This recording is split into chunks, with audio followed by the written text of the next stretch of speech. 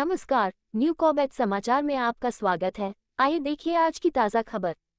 प्रदेश में लोकसभा चुनाव संपन्न होने के बाद पौड़ी गढ़वाल संसदीय क्षेत्र के कांग्रेस प्रत्याशी गणेश गोदियाल के पहली बार रामनगर पहुंचने पर उत्साहित पार्टी कार्यकर्ताओं ने उनका माल्यार्पण कर भव्य स्वागत किया। इस दौरान पार्टी कार्यालय में पूर्व विधायक रणजीत सिंह रावत की मौजूदगी में आयोजित एक पत्रकार वार्ता के दौरान गोदियाल ने कहा कि भाजपा छल बल धन बल के बूते इस चुनाव को लूटना चाहती थी, जिसे पार्टी कार्यकर्ताओं ने विफल कर दिया है। तब मतदान को अपने लिए शुभ संकेत बताते हुए उन्होंने कहा कि केंद्र सरकार से निराश उनका कोर वोटर मतदान के लिए बाहर नहीं निकला, जबकि मोदी शासन से त्रस्त मतदाताओं ने लोकतंत्र को बचाने के लिए मतदान किया है।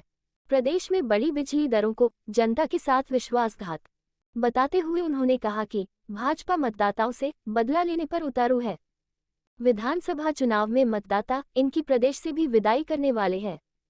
बाद में उन्होंने लोकसभा चुनाव के दौरान कार्यकर्ताओं की जीतोड़ मेहनत के प्रति आभार प्रकट करते हुए कहा कि इस बार कांग्रेस कार्यकर्ताओं ने दिखा दिया है कि उनके अंदर ही वह हौसला है जो विपरीत राजनीतिक परिस्थितियों में भी अपनी मेहनत के दम पर राजनीतिक पिच को ऐसा सजा सकते हैं कि पांचों प्रत्याशियों ने ऐतिहासिक चुनाव लड़कर भाजपा को रक्षात्मक शैली में जाने पर मजबूर होना पड़ा। इस मौके पर पूर्व विधायक रणजीत सिंह रावत ने कहा कि भाजपा ने पूरा लोकसभा चुनाव छल के सहारे लड़कर जनता को भ्रमित करने का प्रयास किया, लेकिन कांग्रेस के सजग कार्यकर्ताओं ने भाजपा के यह मंसूबे पूरे नहीं होने दिए। आप लगातार देखते रहिए न्यू कॉबेट समाचार। रामनगर से न्यू कॉबेट समाचार की यह विशेष रिपोर्ट। चैनल को लाइक, कमेंट और सब्सक्राइब करना ना भूले। आज रामनगर इस उद्देश्य से आया हूं कि मैं आप लोगों के बीच आकर आपके चैनलों के माध्यम से और समाचार पत्रों के माध्यम से यहां की जनता को और यहां कांग्रेस के कार्यकर्ताओं का धन्यवाद ज्ञापित कर सकूं। मैं आज तमाम उत्तराखंड के तमाम मतदाताओं का, गढ़वाल संसदीय क्षेत्र के तमाम मतदाताओं का और रामनगर विधानसभा क्षेत्र के तमाम मतदाताओं का धन्यवाद ज्ञापित करता हूँ कि उन्होंने चुनाव में इस लोकतंत्र के पर्व को धूमधाम से मनाया, अपने मताधिकार का प्रयोग किया।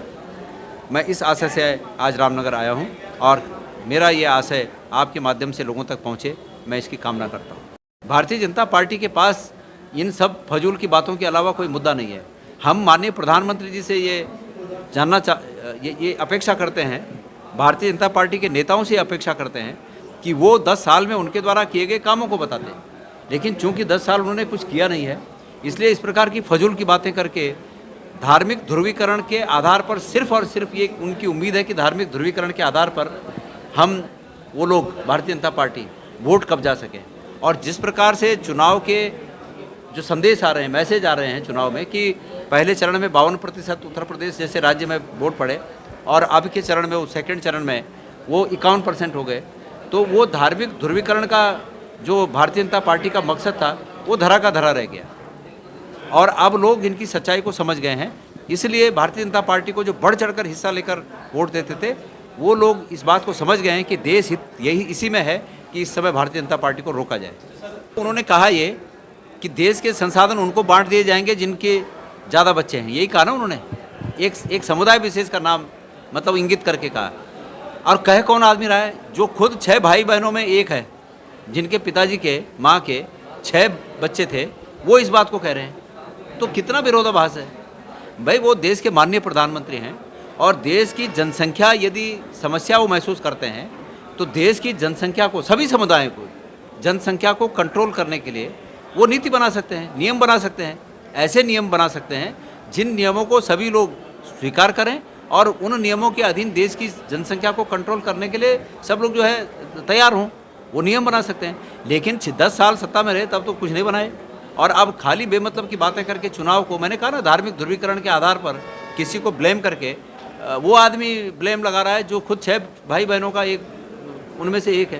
तो मैंने सुना कि देश के गृह मंत्री, उनकी 6 बहनें हैं और एक 7वें भाई हैं। तो भाई ये क्या बात है कि वो लोग ऐसी बात कर रहे हैं जो खुद मतलब जिन्होंने अतीत में वो नियम।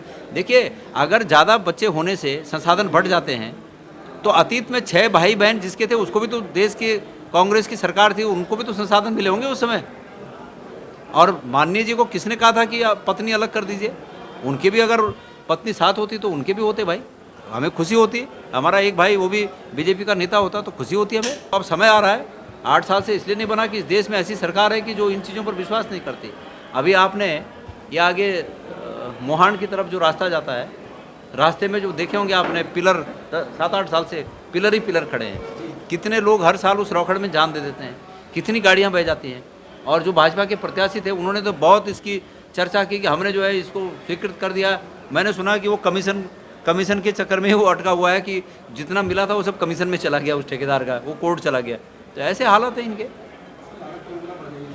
उसकी लागत 3 गुना बढ़ गई, कितने लोगों की तब से जान चली गई, इसका खामियाजा कौन भुगतेगा?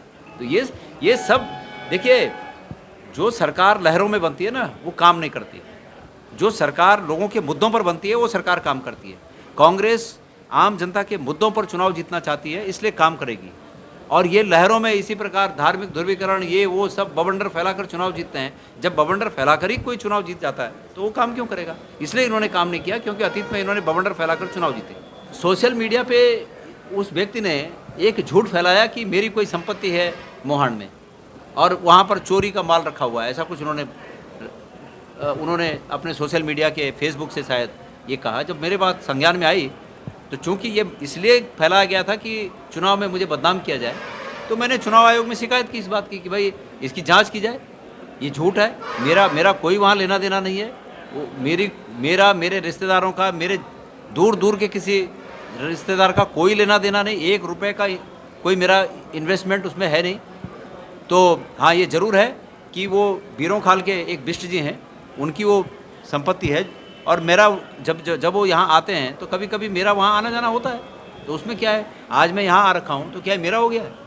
मैं रामनगर रेलवे स्टेशन कई बार ट्रेन से जाता हूँ तो क्या रेलवे स्टेशन मेरा हो गया? वहाँ की सीसीटीवी में मैं दिख रहा हूँ तो कोई ये है कि ये फलानी जगह की सीसीटीवी में दिख गया तो ये संपत्ति उसकी हो गई। ये सिर्फ और सिर्फ साजिश थी। मैंने कंप्लेंट की है और मैंने ये कहा है कि इनको ये मौका दिया जाए कि इस बात को सत्य साबित करें, और अगर नहीं करते तो इनके खिलाफ जो हमारे प्रचलित नियम है, कानून है, उसके तहत मुकदमा दर्ज किया